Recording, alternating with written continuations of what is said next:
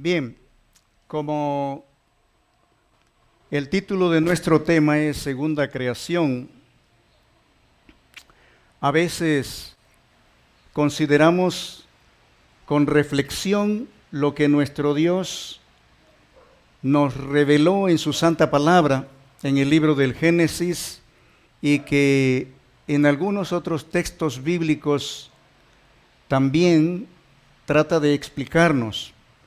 Y voy a invitarles para que en el Salmo 139 consideremos el asombro de uno de los hombres de Dios. Salmo 139, los versículos 14 al 17. Dice: Te alabaré porque formidables, maravillosas son tus obras. Estoy maravillado y mi alma lo sabe muy bien. No fue encubierto de ti mi cuerpo, bien que en oculto fui formado y entretejido en lo más profundo de la tierra. Mi embrión vieron tus ojos, y en tu libro estaban escritas todas aquellas cosas que fueron luego formadas, sin faltar una de ellas. Y el 17 dice: Cuán preciosos me son, oh Dios, tus pensamientos, cuán grande es la suma de ellos. Y realmente nos sorprendemos al tratar de reflexionar en nuestro Dios y en la maravillosa creación, muy especialmente cuando se trata de nosotros, los seres humanos. Dios me permitió el privilegio de tener un padre vendedor de libros, y algunos de los libros que tuve de adolescente fueron sobre salud. Me gustó también comprar algunos de ellos con algunas editoriales importantes, y me fascinaba las partes del cuerpo humano. Y entonces pude considerar, como dice la sierva del Señor, que la mente del ser humano es una mente poderosa, y lo fue hablando incluso desde el primer hombre, Adán. Hay una cita de la sierva del Señor en Consejos para la Iglesia, el capítulo 10, bajo el título La creencia en un Dios personal. Y dice que en la creación del hombre fue manifestada la intervención de un Dios personal. Cuando Dios hubo hecho al hombre a su imagen, el cuerpo humano era perfecto en toda su ordenación, pero no tenía vida. Y entonces un Dios personal, existente por sí mismo, sopló en su cuerpo el aliento de vida, como dice Génesis. Y el hombre llegó a ser un ser vivo e inteligente que respiraba. Todas las partes del organismo humano entraron en acción: el corazón, las arterias, las venas, la lengua, las manos, los pies, los sentidos, las percepciones de la mente. Todo inició su funcionamiento y todo fue puesto bajo ley. El hombre llegó a ser un alma viviente, y por Jesucristo, un Dios personal, creó al hombre y le dotó de inteligencia y poder. Una mente poderosa, dice la sierva del Señor en el caso de Adán, en el caso de Enoc. Los antediluvianos tuvieron una mente que no nos imaginamos nosotros, aunque nos sorprendemos de la capacidad de la mente en nuestros días. Solamente pensar en que contamos con 100,000 millones de neuronas en nuestro cerebro, y que algunos hombres han sido considerados genios en nuestro tiempo. Hoy se habla del cuidado que debemos tener precisamente de esas neuronas. Pero volviendo a Hebreos, el capítulo 1, en el versículo 3, Hebreos capítulo 1, en el versículo 3, encontramos una palabra que no aparece aquí en el español, sino su traducción. Hay algunas versiones arcaicas, como la versión antigua, la Reina Valera todavía conserva algunas palabras. Encontramos en algunas versiones de Reina Valera la palabra maranata, así tal cual, del griego. Y esta palabra está en el verso 3, cuando dice, el cual siendo el resplandor de su gloria, refiriéndose a Jesús, y la imagen misma de su sustancia, y la palabra que queremos anotar o subrayar es imagen. La palabra imagen en el original griego es la palabra que nosotros conocemos en el español como carácter. Por mucho tiempo yo leí la Biblia y nunca encontré la palabra carácter. Y la sorpresa mía era que en los escritos del Espíritu de Profecía abunda, se usa mucho la palabra carácter. Y escuchábamos en las predicaciones, lo único que vamos a llevar al cielo es el carácter, que necesitamos un carácter como el de Cristo. Sin embargo, pensaba, ¿dónde está esa palabra? Hasta que un miembro de iglesia me dijo, usted habla mucho del carácter, pero en la Biblia no está la palabra carácter. Y estudiando, pues finalmente llegamos a entender que estaba en el original. Ahí está. Esta palabra en Hebreos 1:3, cuando se refiere al Señor Jesucristo, y siguiendo las otras palabras que también se traducen como imagen, de todas maneras tiene relación con esta.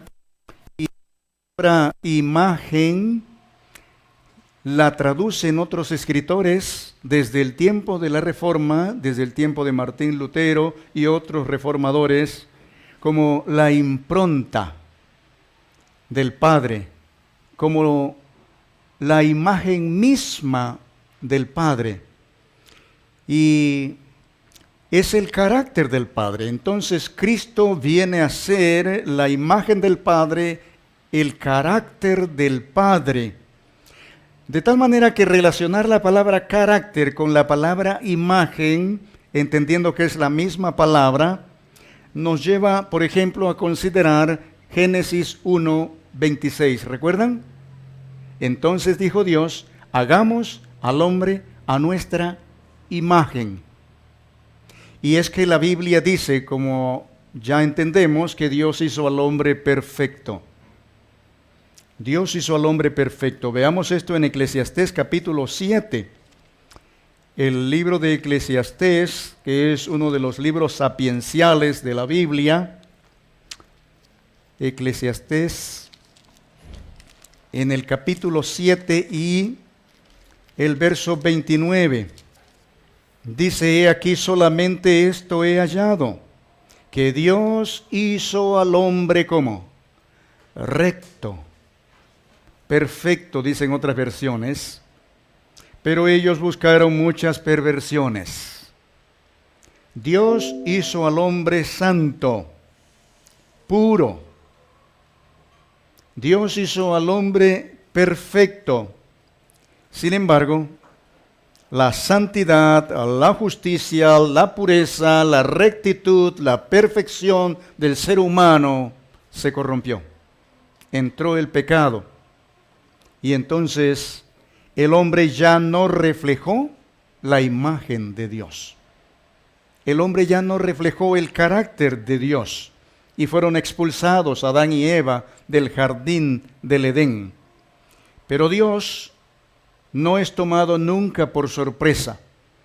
Y Él, en lo que la sierva del Señor llama el pacto eterno, ya había establecido, como dice ella también, bases eternas de seguridad. Inmediatamente que entró el pecado, un plan de rescate, un redentor, el pacto eterno se hizo efectivo. Y en Juan 1:14 dice que el Verbo se hizo carne y habitó entre nosotros. En 2 Corintios capítulo 4, si pueden acompañarme, 2 Corintios capítulo 4, comienza una lista de algunos textos referidos al Señor Jesucristo. En el versículo 4, 2 Corintios 4:4 dice, en los cuales el Dios de este siglo, Satanás, cegó el entendimiento de los incrédulos para que no les resplandezca la luz del Evangelio de la gloria de Cristo, el cual es la imagen de Dios. ¿Qué es Cristo Jesús? La imagen de Dios, el carácter de Dios. Y vamos ahora a Colosenses capítulo 12, y continúa así el apóstol Pablo. Colosenses debe ser el capítulo 2, tal parece que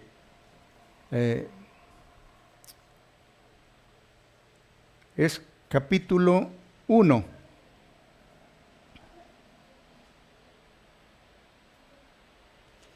Colosenses capítulo 1, y tenemos el versículo, si queremos leer desde el 14, en quien tenemos redención, que es Cristo Jesús, por su sangre, el perdón de pecados.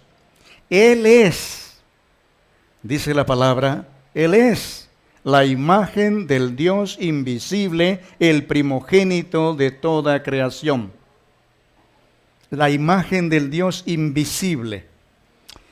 ¿Y cuál era el plan? Colosenses, allí mismo, el capítulo 3, versículos 9 y 10, nos dice, no mintáis los unos a los otros, habiéndoos despojado del viejo hombre con sus hechos. Y siempre nosotros recordamos y hacemos referencia al hombre viejo, porque claro, hay un hombre nuevo. Dice verso 10, revestido del nuevo, el cual conforme a la imagen del que lo creó. ¿Quién lo creó? Dios. El plan es que el ser humano pecador salga del pozo del pecado y vuelva a recuperar la imagen del que lo creó. Dice nuevamente, revestido del nuevo, el cual conforme a la imagen del que lo creó, se va renovando hasta el conocimiento pleno. Y ahora vamos a Romanos capítulo 8 y el versículo 29. El texto anterior y este de Romanos, ya está Dios presentándonos el plan por el cual Cristo vino a esta tierra. Capítulo 8 de Romanos, el verso 29. Dice, porque a los que antes conoció, también los predestinó para que fuesen hechos como conforme a la imagen de su Hijo, para que Él sea el primogénito entre muchos hermanos. ¿La imagen de quién dice Dios que debemos tener? De nuestro Señor Jesucristo, la imagen de su Hijo, el carácter de su Hijo, como en Génesis 1:26 al principio, ¿recuerdan? Dijo Dios, hagamos al hombre a nuestra imagen, conforme a nuestra semejanza. Y todos sabemos de memoria aquella cita de 2 Corintios 5:17 que dice, de modo que si alguno está en Cristo, nueva criatura es. Pero yendo al original, encontramos esta palabra tisis, que en realidad debería traducirse, nueva creación es, no nueva criatura.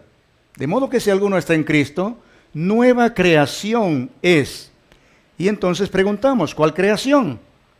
La primera creación, la de Adán y Eva, ese mundo hermoso y ese paraíso que recibieron, se dañó por causa del pecado. La Biblia nos habla a futuro de una creación donde habrá cielos nuevos y tierra nueva, donde more la justicia, como dice el profeta Isaías y también Juan el apóstol en el Apocalipsis. Pero eso tendríamos que considerarlo como la tercera creación.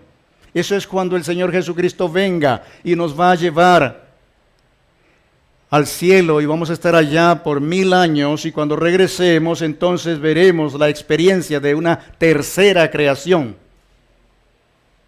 La segunda creación es aquí en la tierra.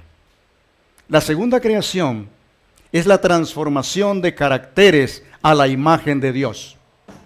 La segunda creación es la de aquellos que aceptan el sacrificio de Cristo y con confesión y arrepentimiento se someten al poder transformador del Espíritu Santo para que su mente sea renovada, como dice el apóstol Pablo en Romanos 12. Os ruego, hermanos, por la misericordia de Dios, que presentéis vuestros cuerpos en sacrificio vivo, santo y agradable a Dios, que es vuestro culto racional. Y nos habla en el segundo texto de que nuestra mente debe tener una transformación, y usa en el griego la palabra metamorfó, como el gusanito se convierte en una mariposa. Y este gusanito pecador debe transformarse en una criatura que se prepara para el reino de los cielos. Imaginen entonces, hermanos, que nuestro Dios pretende que, habiendo reconocido nuestra condición de pecado y nuestra gran necesidad de que sin Cristo no somos nada, necesitamos llegar a sus pies para que entonces Él haga el milagro maravilloso de transformarnos de pecadores en santos. Y siempre me acuerdo de aquella frase que dice: mente sana en cuerpo sano. Y yo pensé, ¿por qué no decir mente santa en cuerpo santo? Si es el plan de Dios. Él dijo al pueblo de Israel en Éxodo 19, 5 y 6, que Israel era su especial tesoro, que Israel debía ser gente santa. Y luego lo repite el apóstol Pedro más adelante. Por lo tanto, lo único que vamos a llevar al cielo ciertamente es la imagen de Dios en nuestras vidas. Es el carácter, es una mente transformada, es una nueva creación, es la segunda creación. Y esto significa que muy pronto vamos a tener que ser o hacer una definición en este planeta. Vamos a descubrir muy pronto que la humanidad se va a polarizar. No hay alternativas, esto es lo que viene y nosotros debemos saberlo y entenderlo. El Apocalipsis, en el capítulo 13, nos habla de dos bestias. Y la primera de ellas, entendiendo que llevó a cabo una obra tan destructiva que pretendía acabar con el pueblo de Dios en la Edad Media, esta bestia recibió una herida de muerte y la profecía dice que sería restablecida, que la herida sería sanada. Y luego aparecería una segunda bestia que levantaría la imagen de la primera bestia. Dice el texto en el capítulo 13 de Apocalipsis: se le permitió a la segunda bestia infundir aliento a la imagen de la primera bestia, para que la imagen hablase e hiciese matar a todo el que no la adorase. Esto está en el futuro inmediato. Estamos a punto de ver colapsar los sistemas de este mundo. Estamos a punto de entrar en la recta final del cumplimiento profético del tiempo del fin.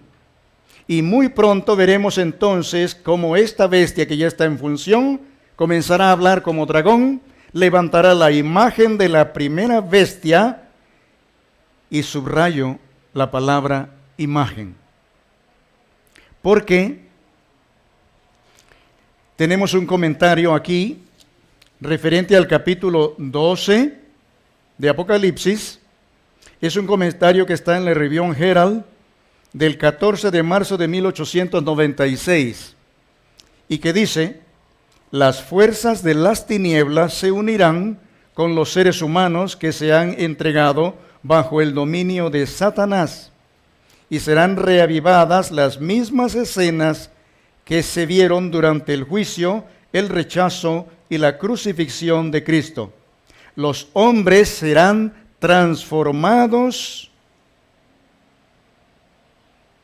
en demonios al entregarse a las influencias satánicas, y los que fueron creados a la imagen de Dios, que fueron hechos para honrar y glorificar a su Creador, se convertirán en habitación de dragones. Y Satanás verá en una raza apóstata su obra maestra del mal, hombres que reflejen la imagen del diablo. Esto es lo que estamos esperando. Esto es lo que viene pronto. Hombres que tengan la imagen del diablo. Hombres que sigan y apoyen a la imagen de la bestia. Pero por otro lado, un grupo especial, un remanente, un grupo que va a recibir el sello de Dios y la lluvia tardía y el poder de predicar el último mensaje de amonestación al mundo. Un grupo que tendrá la imagen de Dios, el carácter de Cristo Jesús. Y muy pronto el mundo se va a polarizar y solo habrá estos dos grupos de seres humanos: los que tengan la imagen de Dios, el carácter de Dios, y los que tengan la imagen de Satanás, el carácter de Satanás. Hay algunas citas que me gustaría compartirles. Algunas son un tanto fuertes. Hay, por ejemplo, en Eventos de los Últimos Días, la página 25, dice que el sello del Dios viviente solo será colocado sobre los que son semejantes a Cristo en carácter.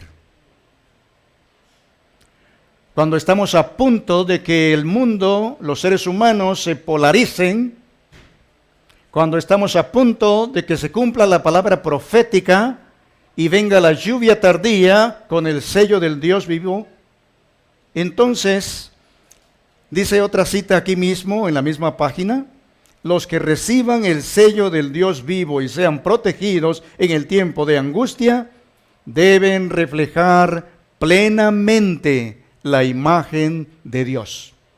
Está muy claro. El sello de Dios, dice la siguiente, esta página es un tesoro de citas. Página 25 de Eventos de los Últimos Días. La tercera cita dice: el sello de Dios no será puesto en la frente de un hombre o una mujer que sean impuros. Nunca será puesto sobre la frente de seres humanos ambiciosos y amadores del mundo. Nunca será puesto sobre la frente de hombres y mujeres de corazón engañoso. Todos los que reciban el sello de Dios deberán estar sin mancha delante de Dios y ser candidatos para el cielo. Hay suficiente claridad para entender que muy pronto tanto Dios será representado en esta tierra con un grupo de hijos suyos, de gente santa que tendrá su imagen. Un grupo que llegará a ostentar el pensamiento que hubo en nuestro Señor Jesucristo, como lo dice el apóstol Pablo en la epístola a los Hebreos, el capítulo 1 y el versículo 9, cuando señala al Señor Jesús: has amado la justicia y aborrecido la maldad. Un grupo que huirá de las tentaciones, que aborrecerá el pecado y que buscará en su vida, en su mente y en su corazón reflejar la gloria de Dios. Qué hermoso. En la experiencia de Moisés, el subir al monte Sinaí, el tener un encuentro con Dios, en donde él ni siquiera se daba cuenta, y cuando baja de la montaña, el pueblo de Israel le rehúye. No pueden soportar. Es la gloria de Dios, de alguien que ha estado en la presencia de Dios. Había una frase en el tiempo de la Edad Media, en el tiempo de los reformadores, y es que las iglesias reformadas, como decían de Juan Calvino, o los luteranos, en el caso de Martín Lutero, o en casos de otros reformadores, llegaron a adoptar una frase que era como un saludo, como el saludo del tiempo de los apóstoles cuando se encontraban y decían Maranata, Cristo viene. Un saludo común en el tiempo de la Reforma era Coram Deo. Hermano, Coram Deo. ¿Qué significa esto? Vivir en la presencia de Dios. Tan profunda su vida devocional, tanto su apego a la palabra de Dios, la sola escritura, sola fide, de tal manera que sentían en su mente, en su corazón, en su vida entera, que vivían en la presencia de Dios. Hermano, Coram Deo, vivir en la presencia de Dios, de tal manera que pueda llegarse a sentir la experiencia de nuestro Señor Jesucristo, amando la justicia y aborreciendo la maldad, aborreciendo el pecado. Y hay un comentario que también hace la sierva del Señor, tocante a 2 de Corintios, en el capítulo 10, y ella comenta el verso 5 y dice, bajo el título Cada facultad debe reflejar la mente divina. Fue algo maravilloso que Dios creara al hombre, que hiciera la mente. La gloria de Dios debe ser revelada en la creación del hombre a la imagen de Dios y en su redención. Un alma es de más valor que un mundo. Dios creó al hombre para que cada facultad pudiera ser la facultad de la mente divina. El Señor Jesucristo es el autor de nuestro ser y es también el autor de nuestra redención. Y todo el que entre en el reino de Dios desarrollará un carácter que es equivalente al carácter de Dios. Amén. Todo el que entre en el reino de Dios desarrollará un carácter que sea semejante al carácter de Dios. Qué poco se habla hoy del carácter de Dios. Qué poco se habla hoy de los atributos de Dios. Qué poco se habla de la justicia, de la santidad, de la verdad, de la misericordia. Los atributos del carácter de Dios que son compartidos con el ser humano y que el ser humano debe tener para reflejar la imagen de Dios, que también es la gloria de Dios. ¿Cómo entonces va a cumplirse aquella profecía que está en el libro de Apocalipsis y que esperamos que se cumpla pronto? Capítulo 18 de Apocalipsis. Después de esto vi a otro ángel descender del cielo con gran poder, y la tierra fue alumbrada ¿con qué? Con su gloria. ¿La gloria de quién? La gloria del ángel.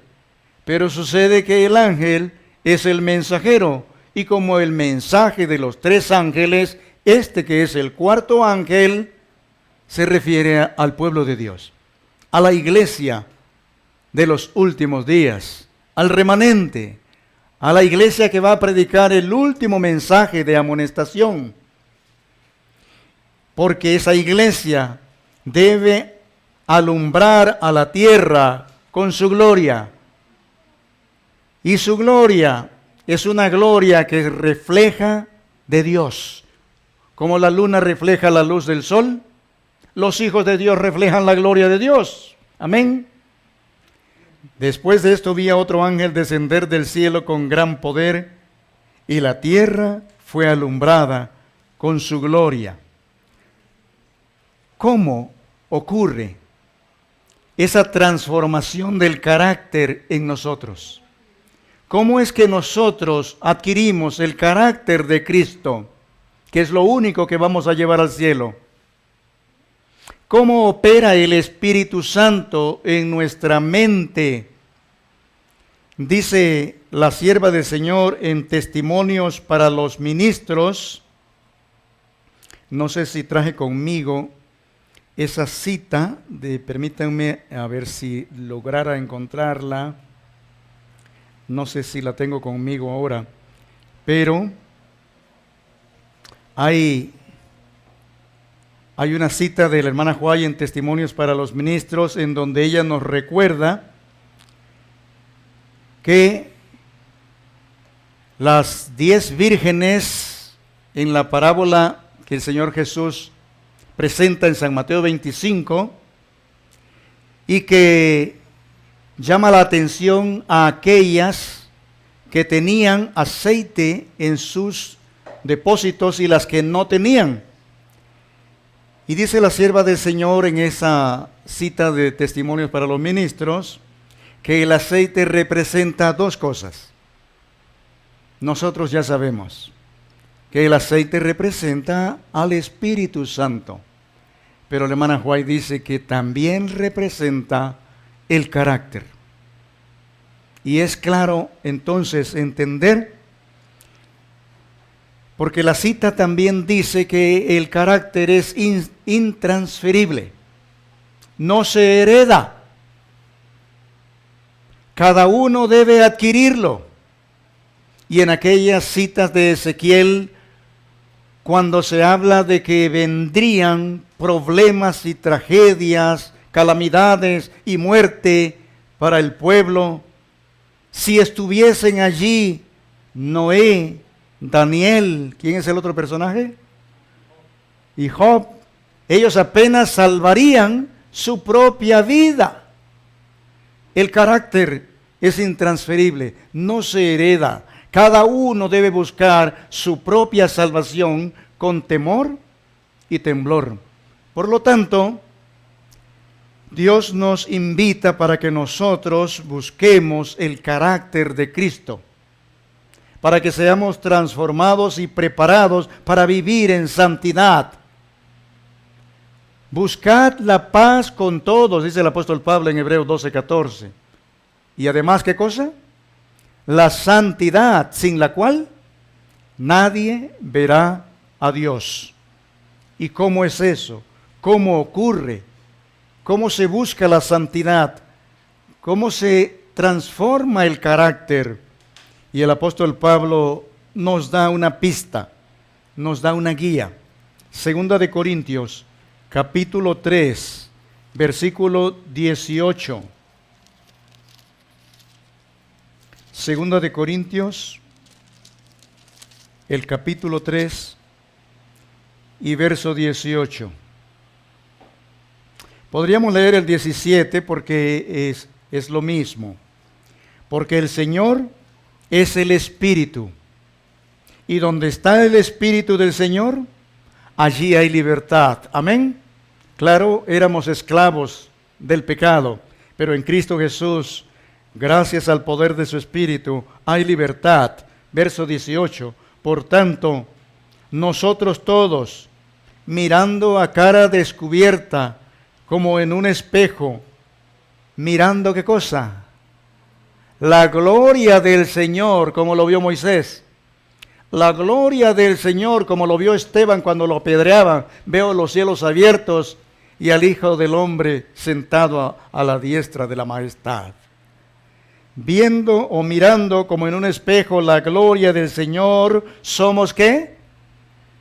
Transformados de gloria en gloria en la misma imagen, en su mismo carácter, como por el Espíritu del Señor. Bendito sea su nombre.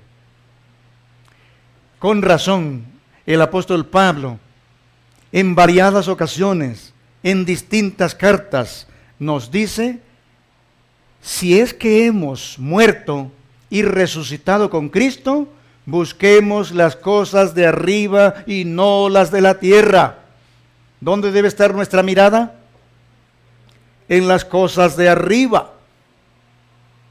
Ya Moisés nos enseñó, como dice el libro de Números y como dice la carta a los Hebreos. En el libro de Números dice que era el hombre más manso sobre la tierra, el más humilde. Y su compañero en el Nuevo Testamento es Juan el Bautista. ¿Recuerdan? Cuando Jesús lo exaltó, ¿qué salieron a ver al desierto? ¿Una caña movida por el viento? No. ¿Un hombre bien vestido? Esos están en los palacios. ¿Un profeta? Más que profeta, dijo Jesús. De los nacidos de mujer, no hay otro como Juan el Bautista. Pero ¿cuál era la experiencia de Juan? ¿Cómo acostumbraba a pensar y a decir? A él conviene crecer y a mí desaparecer. Igual que Moisés, Juan el Bautista era un hombre manso y humilde. Aprendieron de Jesús, como él mismo dijo, aprended de mí que soy manso y humilde de corazón. Y estos hombres representaron correctamente al Señor. Así entonces, el apóstol Pablo nos invita a mirar a nuestro Dios continuamente, a poner nuestros ojos en el galardón como lo hizo Moisés.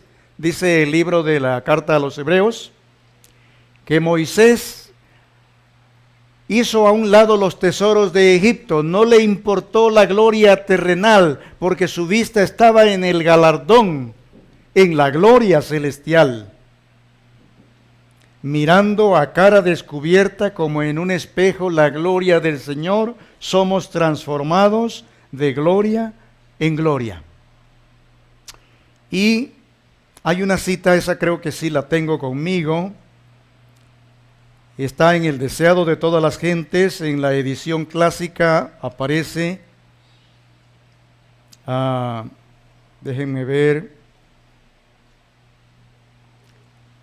en la página 63 del deseado de todas las gentes. Página 63.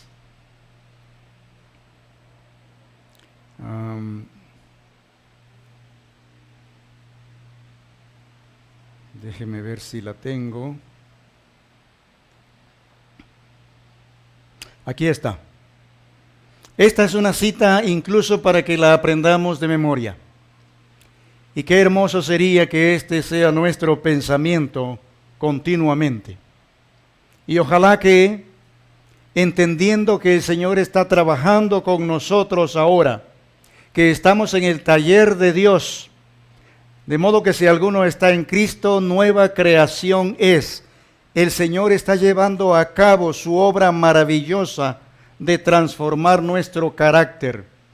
Porque lo único que vamos a llevar al cielo es nuestro carácter. Es la segunda creación. Es creación de Dios. Si nosotros nos sometemos a Él, si permitimos que el Espíritu Santo modele de nuevo nuestra mente, nuestros pensamientos, nuestras decisiones, nuestros hábitos, nuestro temperamento, entonces alcanzaremos el ideal divino, un carácter como el de Cristo. Dice la sierva del Señor, deseado de todas las gentes, en la página 63, sería bueno que cada día dedicásemos una hora de reflexión a la contemplación de la vida de Cristo. Sería bueno que cada día dedicásemos una hora de reflexión a la contemplación de la vida de Cristo. Debiéramos tomarla punto por punto y dejar que la imaginación se posesione de cada escena, especialmente de las finales. Es necesario que nos detengamos allí, en las escenas finales. Y qué impresionante la sierva del Señor cuando ella nos regala por la inspiración los comentarios de las escenas finales en la vida de nuestro Señor Jesucristo, para entender el costo infinito de nuestra salvación, lo que se pagó por nosotros. Nadie de nosotros alcanza a calcular en la actualidad la profundidad, la largura, la altura, la anchura del amor de Dios. Por eso dice el apóstol San Pablo, escribiendo a Timoteo, sin discusión, grande es el misterio de la piedad. Dios se hizo carne. Qué impresionante. Y la sierva del Señor dice aquí igual en Deseado a todas las gentes, que por la eternidad, y no solo para nosotros, aún para los mundos no caídos, la cruz de Cristo será nuestra ciencia y nuestra canción. Bendito sea Dios. Sigue diciendo, y mientras nos espaciamos así en su gran sacrificio por nosotros, nuestra confianza en Él será más constante. Se reavivará nuestro amor y quedaremos más imbuidos de su espíritu. Si queremos ser salvos, al fin, debemos aprender la lección de penitencia y humillación al pie de la cruz. Y termina la cita diciendo, mientras nos asociamos unos con otros, podemos ser una bendición mutua. Si pertenecemos a Cristo, nuestros pensamientos más dulces se referirán a Él. Nos deleitaremos en hablar de Él, y mientras hablemos unos a otros de su amor, nuestros corazones serán enternecidos por las influencias divinas. Contemplando la belleza de su carácter, seremos transformados de gloria en gloria en su misma semejanza. Amén. Conocemos el camino. Andemos por él. Pongamos, como dice el libro, nuestros ojos en Cristo, el himno, nuestros ojos en Cristo. Fija tus ojos en Cristo. Y lo terrenal, sin valor será a la luz del glorioso Señor. Y que Dios haga el milagro maravilloso de la transformación en nuestras vidas para alcanzar el reino de los cielos. Que Dios bendiga su palabra. Voy a invitarles para que de rodillas tengamos una oración.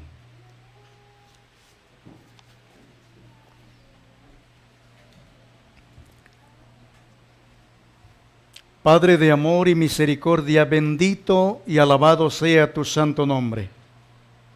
Te damos gracias, Dios, porque no escapó a tu sabiduría el enfrentar el riesgo de la entrada del pecado en el universo. Y aunque el pecado no comenzó en esta tierra, tu provisión nos alcanzó y has establecido bases eternas de seguridad para que una vez resuelto el problema del pecado en esta tierra y en el universo, podamos vivir en armonía, en paz y en santidad gloriosa. Damos gracias por tu palabra, por el camino que nos indicas para caminar contigo como Enoc, como Noé, como Moisés, como Abraham, como Juan Bautista, como Elías. Ayúdanos a mantenernos unidos a ti. Y a pesar de las pruebas, a pesar de los eventos finales, a pesar de los ataques de la bestia, a pesar de que se va a polarizar esta humanidad y veremos la transformación de los hombres en demonios, ostentando la imagen del diablo, nosotros queremos tener la imagen de Dios. Nosotros queremos reflejar a Cristo Jesús y que su carácter sea nuestro carácter. Pedimos, Señor, si hemos hallado gracia delante de tus ojos, que nos permitas ver tu gloria, como pasó con Moisés. Pero por la invitación del apóstol Pablo, que nos dice, mirando a cara descubierta la gloria del Señor, por favor, nuestro Dios, ayúdanos para mantener nuestros ojos en Cristo Jesús. Pedimos tu bendición, no porque haya méritos en nosotros, sino confiando en el único que tiene méritos para nuestra salvación, en Cristo Jesús. Amén.